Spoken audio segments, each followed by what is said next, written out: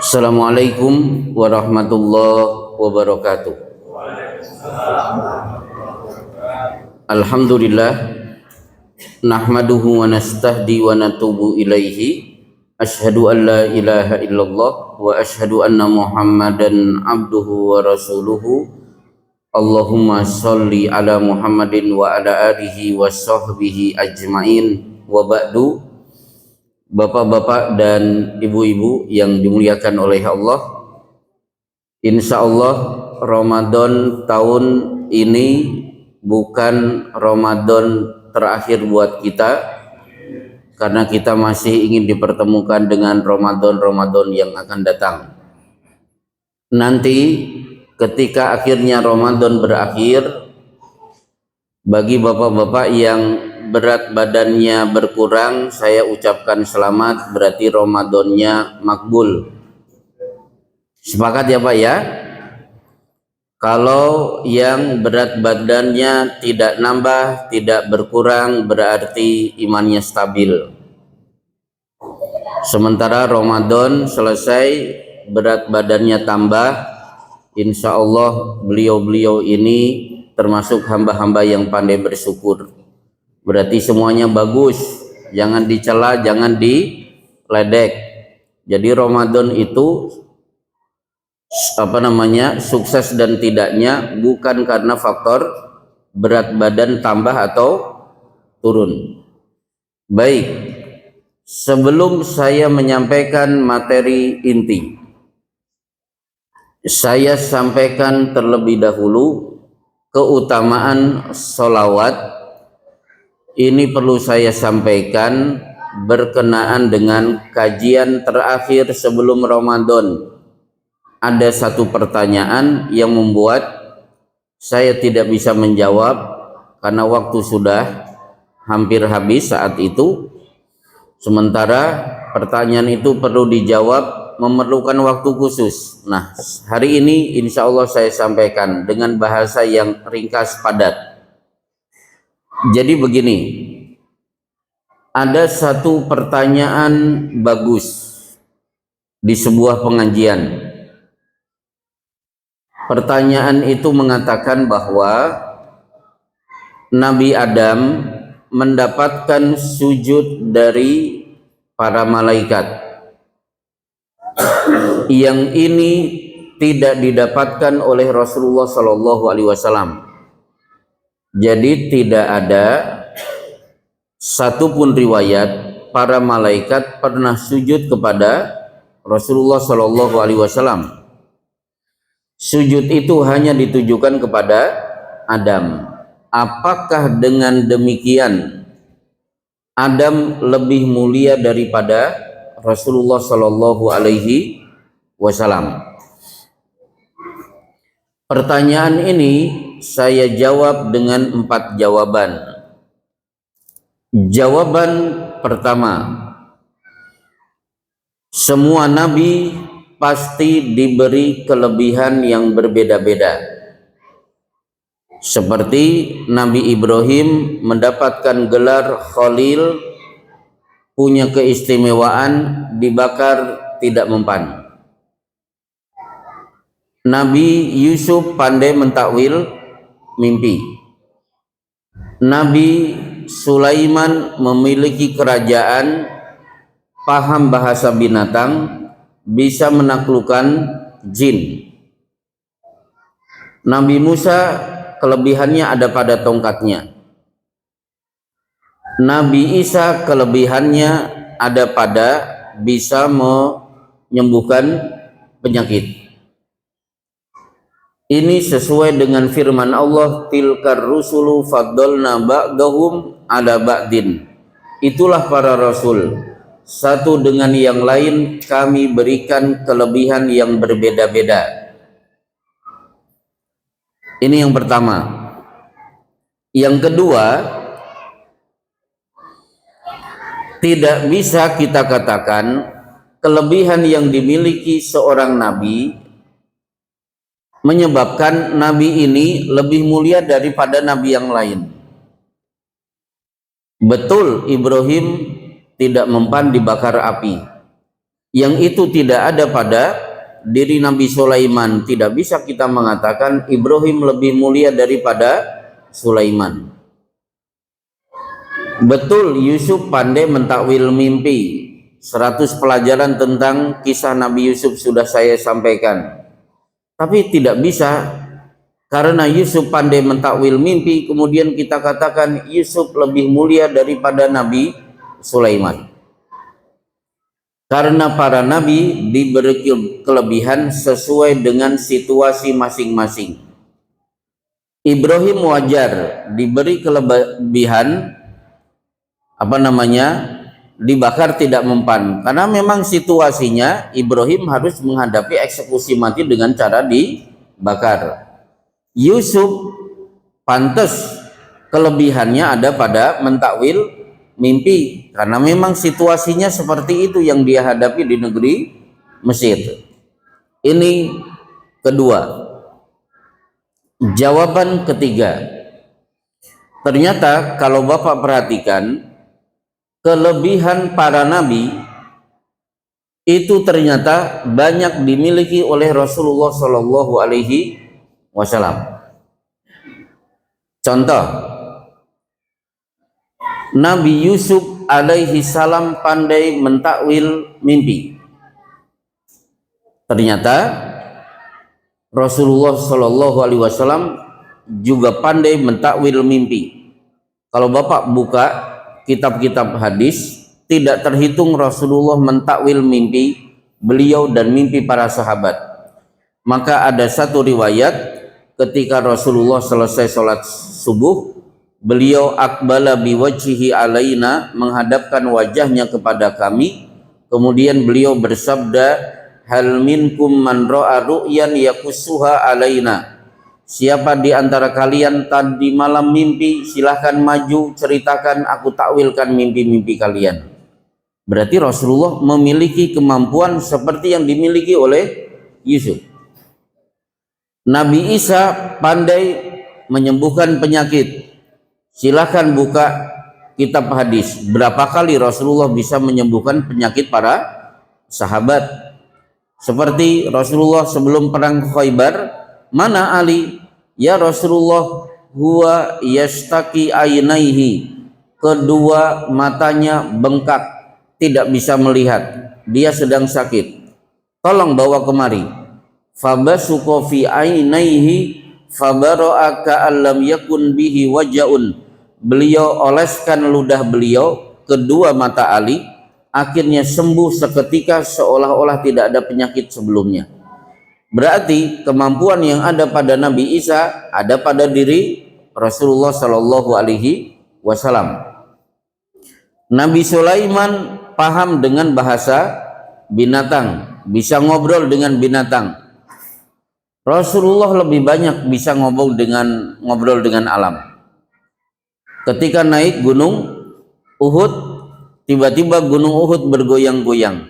Rasulullah menegur gunung Uhud, ya Uhud usbut, fa innama alaika nabiyyun wa siddiqun wa syahidan. Gunung Uhud, kamu segera diam. Di atasmu ada nabi, di atasmu ada orang yang punya gelar siddiq, berarti Abu Bakar, dan di atasmu ada orang yang nanti akan mati syahid, yaitu Umar dan Utsman. Gunung pun diam.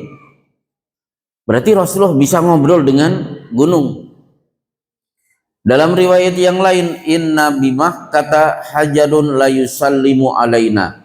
Di kota Mekah ada beberapa buah batu, kalau aku lewat mereka semuanya mengucapkan salam kepadaku. Berarti Rasulullah ngobrol dengan batu, berdialog. Rasulullah sedang duduk dengan para sahabat. Lewat seekor sapi, ditunggangi pemiliknya. Tiba-tiba si sapi marah. Inni lam ukhlaq lihada, innama khuliqtu lil hirasati. Saya diciptakan bukan untuk dikendarai, saya diciptakan untuk membajak sawah. Jangankan Rasulullah, Abu Bakar dan Umar langsung subhanallah, al-baqaratu tatakalam, maha suci Allah. Kok sapi bisa ngomong? Berarti Rasulullah tahu bahasa sapi. Termasuk di kitab Riyadhus Shalihin, Rasulullah pernah ngobrol dengan seekor unta, mengadu dia dipekerjakan oleh pemiliknya sementara tidak pernah diberi makan. Ini jawaban ketiga. Jawaban keempat, inilah inti yang menunjukkan bahwa Rasulullah tetap lebih mulia daripada Nabi Adam. Apa itu? Ada pada firman Allah, innallaha wa malaikatahu yusalluna 'alan nabi ya ayyuhalladzina amanu sallu 'alaihi wa sallimu taslima. Sesungguhnya Allah dan para malaikat senantiasa bersolawat untuk Nabi. Oleh karena itu, wahai orang-orang beriman, mari berikan solawat dan salam kepada beliau. Kenapa ayat ini menjadi jawaban inti dari pertanyaan tadi? Coba kita lihat. Ketika malaikat sujud kepada Nabi Adam, pertanyaannya, apakah Allah ikut sujud kepada Adam juga? Tidak. Yang sujud kepada Adam cuma malaikat. Tapi bandingkan yang salawat kepada Rasulullah siapa? 3 pihak. 1 Allah, 2 malaikat, yang ketiga orang-orang beriman. Alasan kedua dari firman ini, sujudnya malaikat kepada Nabi Adam itu cuma sekali. Karena kata-kata fasajadu, mereka para malaikat bersujud menggunakan kata kerja bentuk fi'lun madhi, kata kerja bentuk past tense, berarti sudah berlalu. Sujudnya malaikat kepada Adam cuma sekali. Tapi Allah, malaikat dan orang beriman bersolawat kepada Rasulullah menggunakan kata kerja yusalluna, kata kerja bentuk fi'lun mudhari, berarti kata kerja bentuk present continuous. Ciri present continuous apa Pak? Yang pojok ini kelihatannya jago bahasa Inggris. Ciri present continuous, dari tadi manggut-manggut kelihatan paham. Cirinya apa Pak? Present continuous, pak verb plus ing. Play itu bermain, playing berarti dia tiap hari bermain. Berarti apa? Salawatnya Allah, para malaikat dan orang beriman dulu, hari ini, besok, nanti yang akan datang, tetap terus menerus akan bersalawat untuk Nabi Muhammad Shallallahu Alaihi Wasallam. Dari sini kita punya kesimpulan, dengan 4 alasan ini tetap Rasulullah lebih mulia daripada Nabi Adam. Apalagi sujud dari satu makhluk kepada makhluk lain sudah dihapus setelah terutusnya Rasulullah Shallallahu Alaihi Wasallam. Baik, bapak-bapak dan ibu-ibu yang dimuliakan oleh Allah, masuk materi kedua. Kita bahas keutamaan atau fadilah yang bisa kita ambil dari saum bulan Ramadan. Baik, saya mukodimahi dengan satu kalimat yang pernah saya sampaikan di sini. Tapi sebelumnya saya bertanya, bapak-bapak punya target meninggal dunia di usia berapa? Mbak, maaf, yang paling tua ada?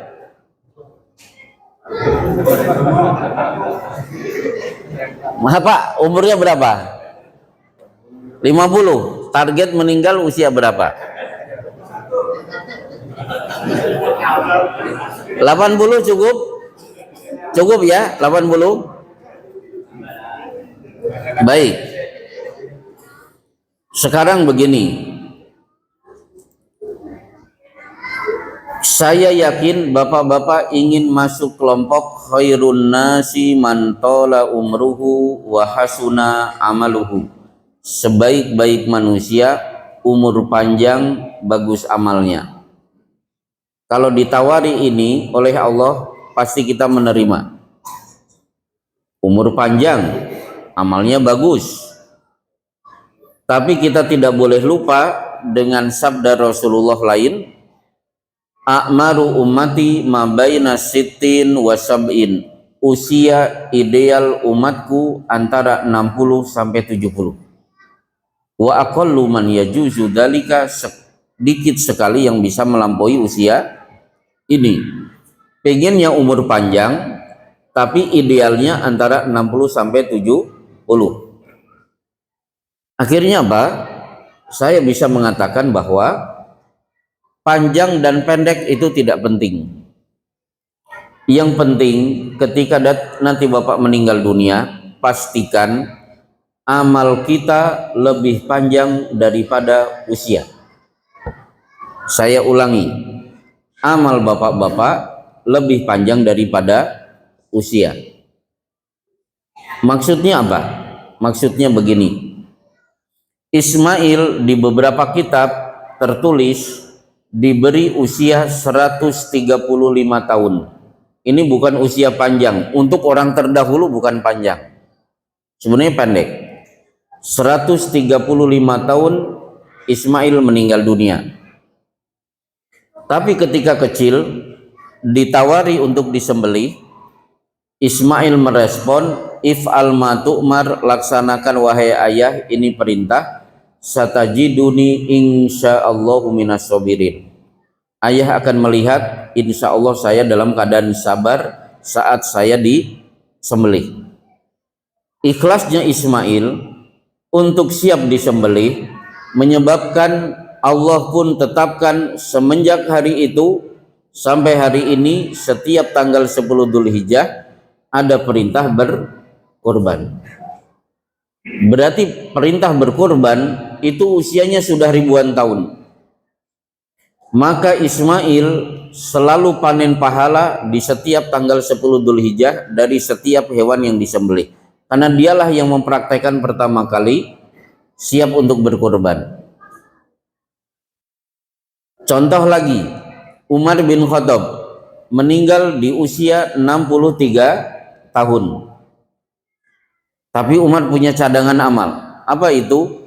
Sedang tawaf, berbisik di telinga Rasulullah, ya Rasulullah, saya ingin ada ayat turun memerintahkan sholat 2 rakaat di makom Ibrahim selesai tawaf.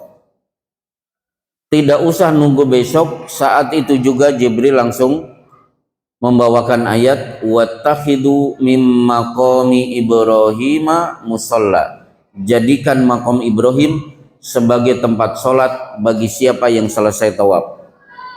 Semenjak ayat ini turun, langsung ada perintah, siapa yang tawaf selesai silahkan sholat 2 rakaat di makom Ibrahim. Sementara Masjidil Haram itu tidak pernah sepi. Setiap detik ribuan orang menunaikan sholat 2 rakaat. Berarti Umar bin Khattab memiliki amal lebih panjang daripada usia. Usia memang 63 tahun, tapi sudah lebih dari 1400 tahun sehingga sekarang tawaf di makom Ibrahim ditunaikan kaum muslimin. Contoh lagi, kitab yang paling banyak dibaca kaum muslimin ranking kedua itu kitab Riyadhus Shalihin di bawah Al-Quran. Jadi Riyadhus Shalihin adalah kitab paling banyak dibaca oleh kaum muslimin, ranking kedua setelah Quran. Padahal penulisnya meninggal di usia 45 tahun dan belum sempat menikah. 45 tahun. Imam Nawawi sudah wafat. Tapi Riyadhus Shalihin sampai hari ini masih dibaca di pondok-pondok pesantren, dikaji di majelis-majelis taklim, bahkan saya punya 3 tempat kajiannya Riyadhus Shalihin. Berarti Imam Nawawi memiliki stok pahala dari sekian Riyadhus Shalihin dibaca, diterangkan di majelis-majelis taklim. Tentu kalau kita mencari contoh, paling hebat adalah Rasulullah Shallallahu Alaihi Wasallam. Beliau yang mengajarkan Islam. Akhirnya apa? Bapak duduk seperti ini, Rasulullah sudah otomatis dapat pahalanya. Nanti bapak berbuka, Rasulullah dapat pahala dari sekian orang yang berbuka. Karena mandala ala khairin falahu ajru fa'ilihi. Mengajarkan kebaikan, dia akan mendapatkan pahala dari sekian orang yang mencontoh perbuatan baik yang dia ajarkan. Bahkan nama yang paling banyak disebut setiap hari di dunia ini adalah nama Muhammad. Saat duduk atahiyat, saat adzan, saat iqamat, ketika khatib naik mimbar, pasti syahadat dan sholawat. Bahkan mayit diturunkan ke liang lahat, yang menurunkan dianjurkan membaca Bismillahi wa ala millati Rasulillah. Si mayit nanti dikubur akan ditanya, siapa nabimu? Menggema Muhammad Sallallahu Alaihi Wasallam di alam barzah. Beliau sudah wafat, tapi nama beliau disebut, maka Allah sudah menepati janji untuk beliau ketika menurunkan ayat wa rafa'na laka dzikrak, kami pasti angkat derajatmu wahai Muhammad dengan cara namamu akan disebut terus menerus tanpa henti. Nama beliau ternyata tetap disebut sampai hari ini. Beliau berarti memiliki amal lebih panjang daripada usia. Pertanyaannya, bagaimana bapak-bapak bisa mewujudkan teori ini? Jawabannya mudah. Di 10 hari terakhir ada Lailatul Qadar. Bapak serius mencari Lailatul Qadar, bapak dapatkan Lailatul Qadar, berarti bapak-bapak sudah mendapatkan amalan setara dengan 1000 bulan. Kalau dikonversi berarti 83 tahun. Bapak-bapak meninggal dunia di usia 80 tahun. Punya amal sepanjang hidup plus ditambah Lailatul Qadar. Berarti amal kita lebih panjang daripada usia. Lebih hebat lagi kalau seumur hidup 5 kali dapat Lailatul Qadar. Berarti punya stok amal berapa? 400 sekian tahun. Padahal dia meninggal dunia di usia 80 tahun. Baik, ini pertama. Sisi fadilah keutamaan bulan Ramadan menyebabkan bapak-bapak bisa mendapatkan target amal lebih panjang daripada usia. Yang kedua, berkenaan dengan pintu spesial di surga yang bernama Royan. Tidak mungkin dimasuki pintu itu kecuali orang yang pernah menunaikan saum. Pertanyaannya, mungkin tidak ada orang masuk surga belum pernah menunaikan saum, akhirnya dia tidak diperkenankan memasuki pintu bernama Royan. Contohnya apa, Pak? Kira-kira siapa? Contohnya anak-anak kecil meninggal di masa kanak-kanak. Bayi 2 tahun meninggal. Masuk surga tidak? Oh iya. Sigoruhum da'amisul jannah. Anak-anak kecil meninggal di masa kanak-kanak, masuk surga tetap kecil, tetap kanak-kanak. Yatalaqqa ahaduhum abahu. Di padang mahsyar dia mencari bapak dan ibunya. Akhirnya ketemu, fa akhadha bi thawbihi, dia akan raih baju bapak dan ibunya. La yantahi hatta yudkhilahullahu abahu al-jannah, tidak akan dilepas kecuali ada kepastian dari Allah, saya dan 2 orang tua saya sama-sama masuk surga. Itu kalau orang tuanya muslim. Bagaimana kalau orang tuanya Antonius? Pak Ketut misalnya, karena beragama Hindu, ditarjih para ulama, si kecil tetap masuk surga tapi tidak bersama orang tuanya. Yang kedua, mereka masuk surga bukan berstatus sebagai penghuni surga, tapi berstatus sebagai pelayan surga. Kan lumayan Pak, kan lumayan daripada orang tuanya yang kafir akhirnya masuk neraka. Maka wayatufu alaihim wildanun mukhalladun, akan lari ke sana kemari di surga anak-anak kecil yang tetap kecil. Siapa? Mereka para pembantu kita. Idza ra'aitahum hasibatahum lu'lu'am mansura, kalian pandang dari jauh, saking indahnya kalian pasti mengira itu mutiara yang bertebaran. Baik, jadi si kecil ini silakan masuk surga, tapi jangan masuk pintu royan.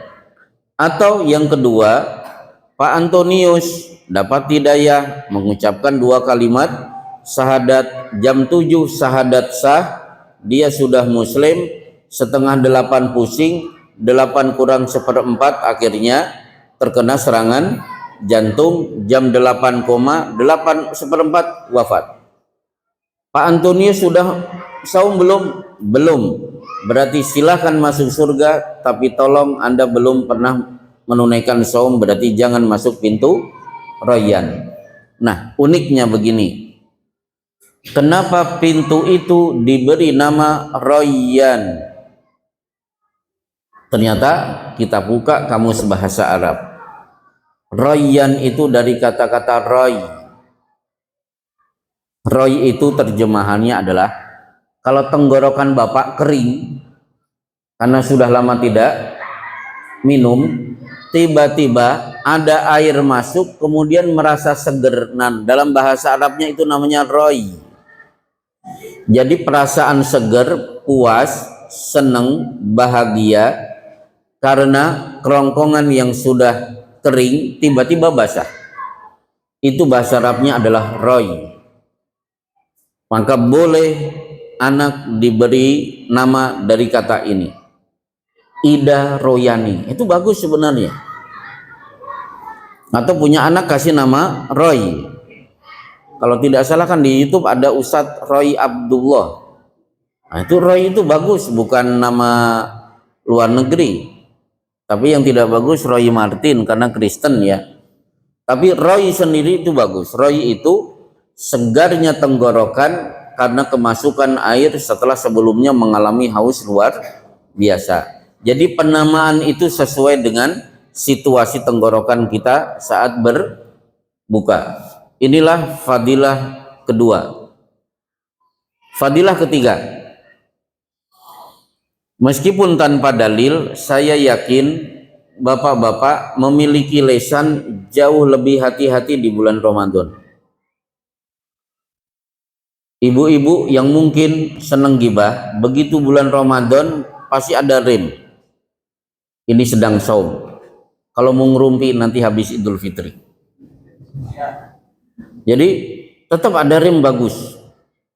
Maka berkenaan dengan lisan, saya akan menyampaikan beberapa kalimat yang saya kumpulkan dari para ulama. Di antaranya adalah menjaga hati sama pentingnya dengan menjaga lisan. Karena orang yang hatinya baik berarti lisannya juga akan baik. Mengetahui hati seseorang memang tidak mungkin, tapi hati seseorang bisa kita lihat dari ucapannya. Jadi kalau Bapak pengen tahu orang itu hatinya kotor atau bersih, lihat ngomongnya. Kalau ada ustadz ceramah senengnya ngeledek, kotor, kasar, itu menunjukkan hatinya seperti itu. Kalau punya pemimpin ngomongnya kasar, berarti hatinya juga kasar. Ibnu Abi Hatim mengatakan bahwa mulut itu satu, telinga ada dua, itu tanda kita diperintahkan untuk lebih banyak mendengar daripada bicara. Jadi telinga itu dua, mulut satu. Manfaatnya, hikmahnya adalah supaya kita lebih banyak mendengar daripada bicara. Tapi tolong kaidah ini jangan berikan kepada saya, karena tugas saya ngomong, Bapak yang mendengar. Nah, ada kalimat lagi, lebih baik bapak-bapak lebih banyak diam hingga akhirnya orang mempersilahkan kita bicara daripada banyak bicara akhirnya kita disuruh diam. Ini kelihatannya belum pahami. Lebih baik banyak diam, akhirnya kita dipersilahkan untuk bicara, itu kan terhormat, bagus, daripada banyak ngomong, akhirnya kita disuruh diam. Itu sebenarnya terhina. Ada juga sebagian ulama mengatakan mulut diapit oleh dua telinga dan dua mata. Jadi mulut kita antara dua mata dan dua telinga. Artinya apa? Kalau Bapak baru saja mendengar satu berita, jangan langsung mengomentari, pastikan mata juga ikut melihat. Kalau dua telinga sudah mendengar, dua mata sudah betul-betul melihat fakta, baru kita mempertimbangkan mulut ngomong atau diam. Jadi jangan langsung berkesimpulan akhirnya ngomong, padahal baru sekedar mendengar. Dan ada satu kalimat nasihat bagus dari seorang ulama, bahwa kata-kata menyakitkan sering tidak disadari oleh orang yang mengucapkan. Padahal kata-kata menyakitkan belum tentu selesai dengan kata maaf. Bapak ngomong beletak-beletuk, ceplos, menyakitkan orang, minta maaf, belum tentu dimaafkan. Dia ngomong, iya saya maafin, ternyata ya saya maafin lah, kan ada lahnya, berarti dia sebenarnya tidak ikhlas. Maka berhati-hatilah ketika berbicara. Nah, fadilah Ramadan mendidik kita untuk lebih banyak menjaga diri, menjaga lisan untuk tidak mudah mengeluarkan kalimat. Baik, ketiga.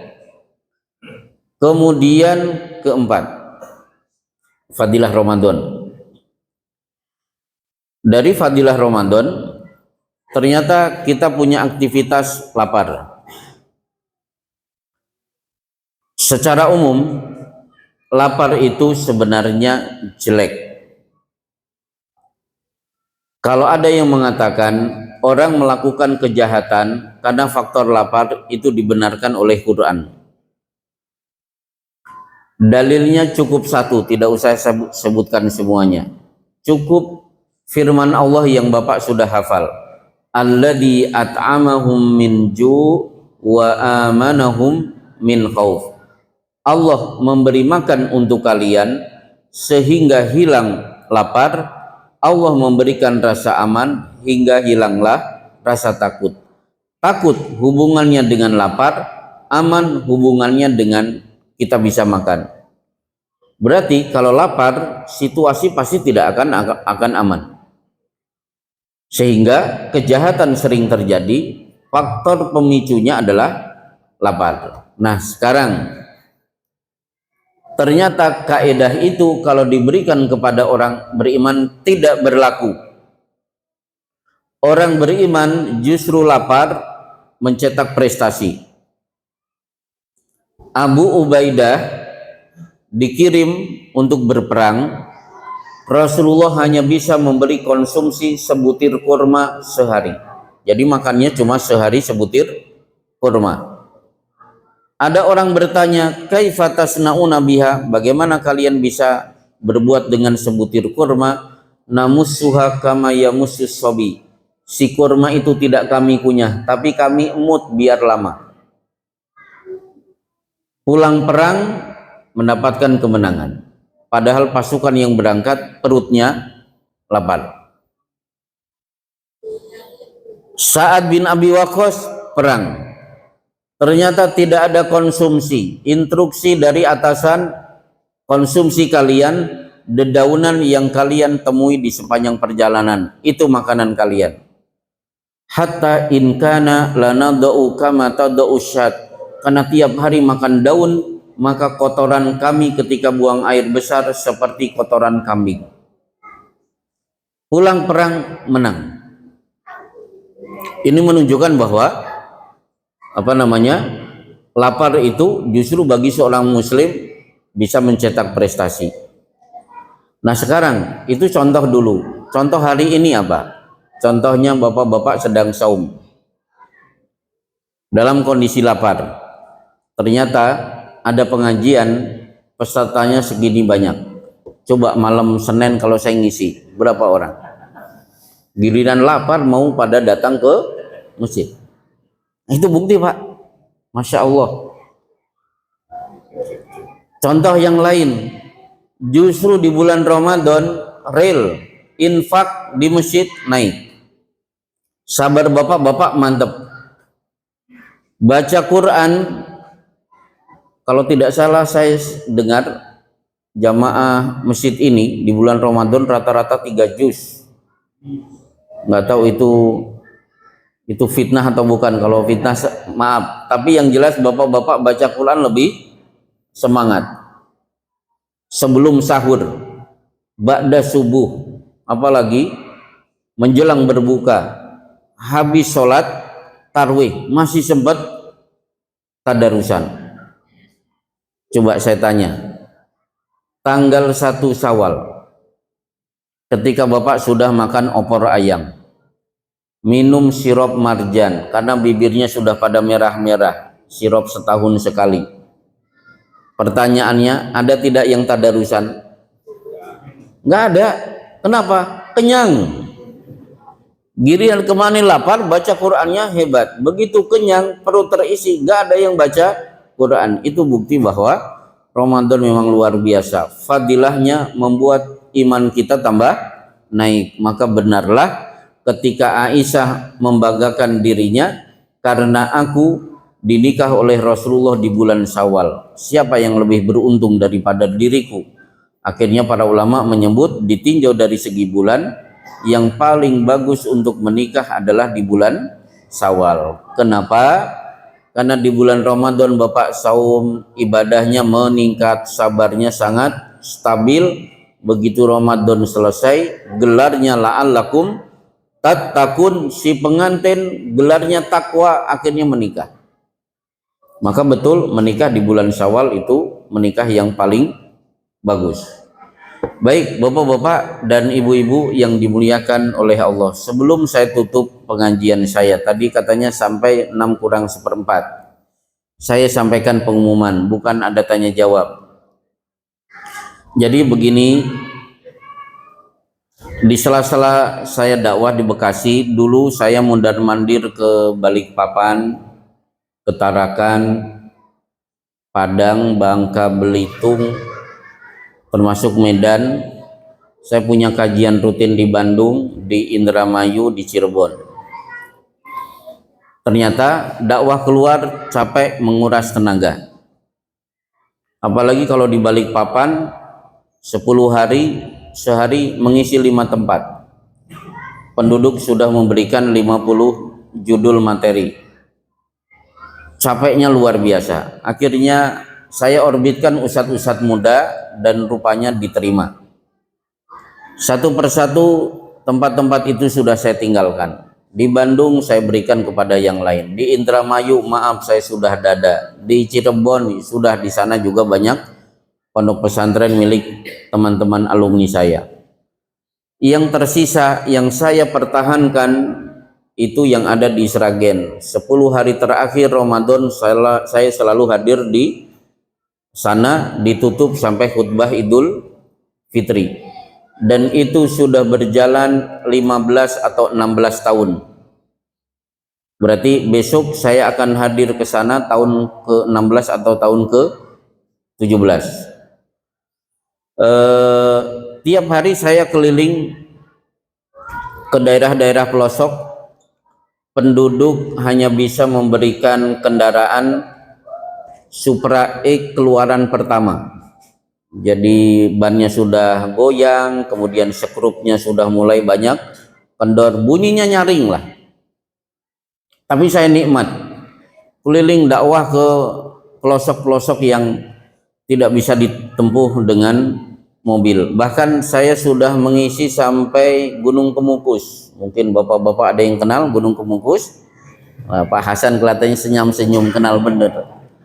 Jadi Gunung Kemukus itu kalau ingin sukses menang pilkada, datang ke sana bersimpuh ke makam Pangeran Samudra, kemudian mengadakan hubungan badan dengan wanita yang belum pernah dia kenal.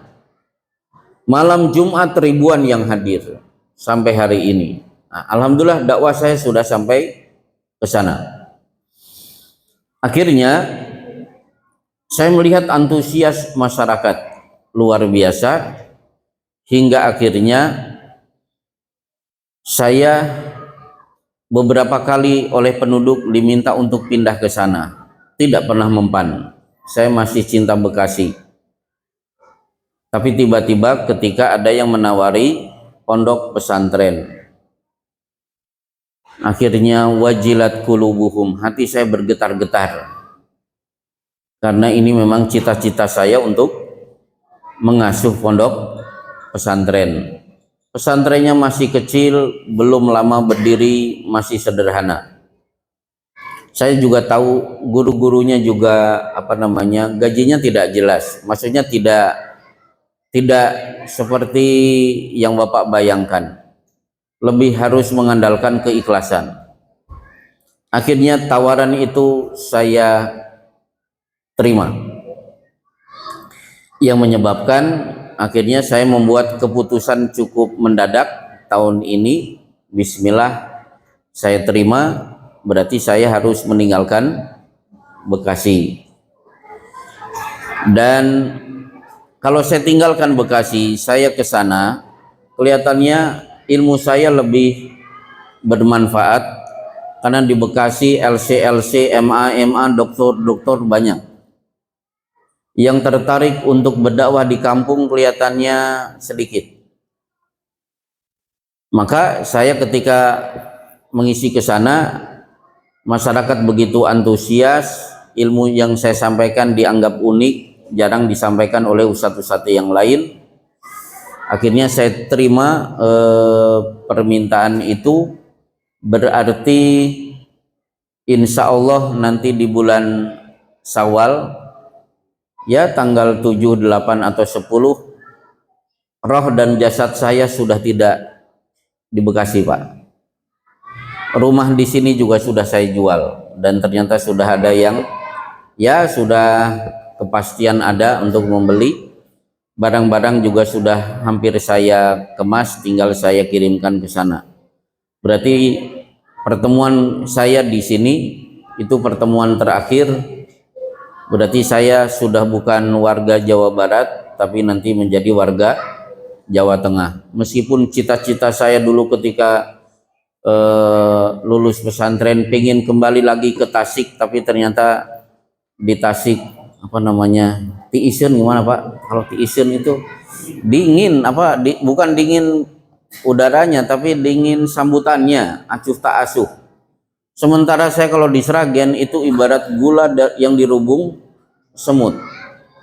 Saya ngisi pengajian rutin ibu-ibu petani dan buruh-buruh buruh lah, tandur. Saya bingung, banyak sekali. Saya tanya kepada pembawa acara, ini pengajian ibu-ibu berapa jumlahnya? Oh, ini 500-an lebih. Masya Allah. Saya mengisi kajian di balai, kok banyak begini? Berapa ini? 800. Yang lebih kampung lagi ternyata yang hadir 1200-an. Jadi nampaknya ilmu saya kelihatannya jauh lebih bermanfaat ketika saya terjun ke sana.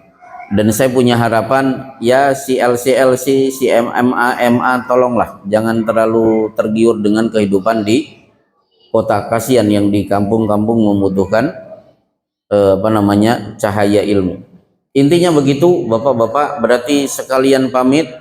hari ini terakhir, tapi saya punya keyakinan insya Allah kita akan berkumpul lagi di surga nanti. Karena salah satu cita-cita saya tertinggi yang saya sering minta kepada Allah, sebagaimana engkau kumpulkan dengan anggota majelis taklim di dunia, ya Allah kumpulkan aku dengan mereka nanti di surga. Dan insya Allah nanti kita akan saling cari, tentu dengan wajah kita yang sudah berbeda. Ini saja bapak-bapak, kelihatannya di luar ibu-ibu sudah mundar-mandir membagikan apa itu. Kelihatannya cukup ya Pak ya? Cukup untuk membagikan ini? Ya, sebagaimana obrolan kita 6 kurang 1/4 kelihatannya sudah cukup. Semoga bermanfaat. Inilah kajian kita di sore hari ini. Wassallallahu ala Muhammadin wa ala alihi wa sahbihi ajmain. Assalamualaikum warahmatullahi wabarakatuh.